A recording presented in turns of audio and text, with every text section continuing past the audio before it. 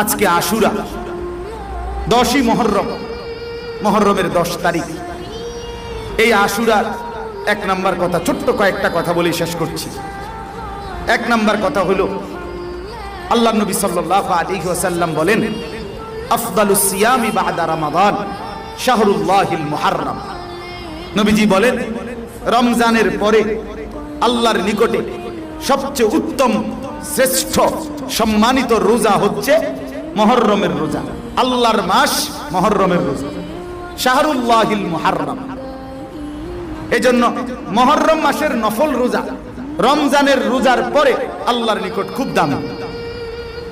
আর এই মুহররমের এই রোজা আপনাদের কাছে একদম সামনে, অর্থাৎ একদিন চলে গেছে আর আগামীকাল, অথবা আগামীকাল তারপর দিন, অর্থাৎ আগামীকাল হচ্ছে আশুরা। আজকে সন্ধ্যা থেকে শুরু হয়েছে, এজন্য চেষ্টা করা আজকের সেহরি খাইলে আগামীকাল 10ই মুহররম রোজা রাখা।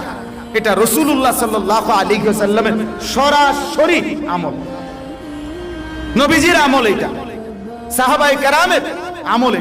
সমস্ত সাহাবী আশুরার রোজা